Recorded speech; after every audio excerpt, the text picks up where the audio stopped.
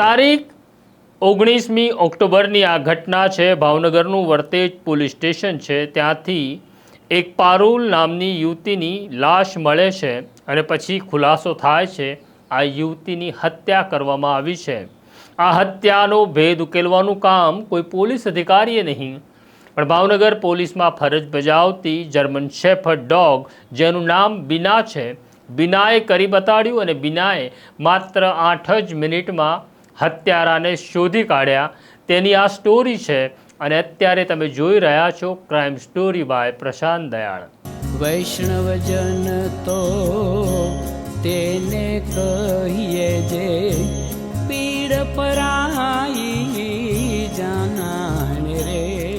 નમસ્કાર, તમારું સ્વાગત છે અને હું છું તમારો પ્રશાંત દયાળ ને તમે જોઈ રહ્યા છો ક્રાઇમ સ્ટોરી બાય પ્રશાંત દયાળ। આ ચેનલ ઉપર સારું કામ કરનાર પોલીસ અધિકારીઓની અમે નિયમિત સ્ટોરી કરતા આવ્યા છીએ અને આજે એક એવી સ્ટોરીની વાત કરવી છે જેમાં પોલીસ અધિકારીએ તો પોતાનું કામ કર્યું, પણ ગુનાનો ભેદ ઉકેલવા માટે ભાવનગર પોલીસના ડોગ સ્ક્વોડે જે કામ કર્યું તેની વિગતે વાત કરવી છે।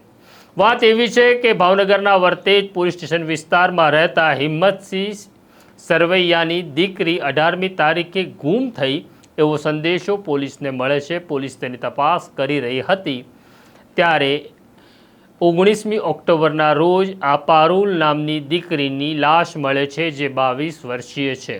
પોલીસની પ્રાથમિક તપાસમાં એવું આવ્યું કે પારુલ એક યુવકના પ્રેમમાં હતી, એટલે પોલીસે તે દિશામાં તપાસનો દોર શરૂ કર્યો, પણ હત્યા કોણે કરી છે તેની તપાસ અનિવાર્ય હતી।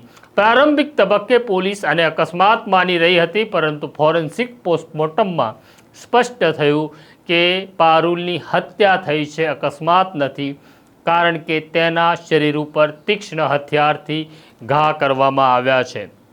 વર્તેજ પોલીસ ભાવનગરના ડોગ સ્ક્વોડની મદદ માગે છે અને ડોગ સ્ક્વોડમાં ફરજ બજાવતા હેન્ડલર બાલુબા ગોહિલ પોતાના જર્મન શેફર્ડ ડોગ, જેનું નામ બીના છે, બીના છેલ્લા 5 વર્ષથી ભાવનગર પોલીસના ડોગ સ્ક્વોડમાં કાર્યરત છે।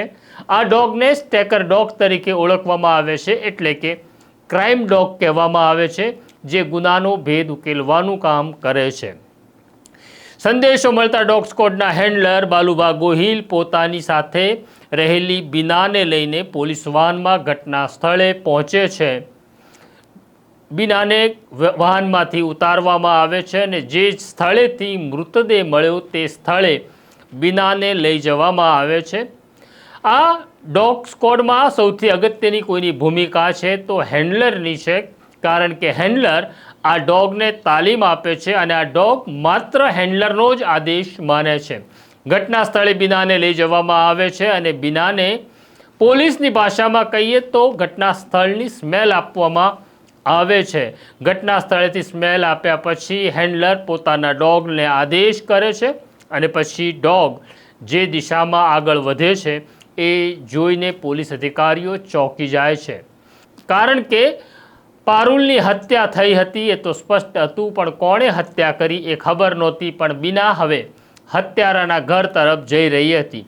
બીના ખેતરોમાંથી કાચા રસ્તામાંથી પસાર થતી થતી હિંમતસિંહ સરવૈયાના ઘરે પહોંચે છે, એટલે કે જ્યાં પારુલ રહેતી હતી ત્યાં।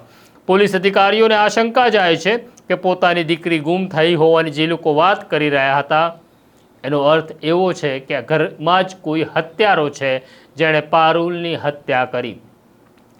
જ્યારે બીના આ ઘર સુધી પહોંચે છે ત્યારે ઘરમાં રહેલા સ્ત્રી અને પુરુષોને પોલીસ અલગ અલગ ઊભા રહેવાનો આદેશ આપે છે. એક તરફ સ્ત્રીઓને ઊભી રાખવામાં આવે છે, બીજી તરફ પુરુષોને ઊભા રાખવામાં આવે છે.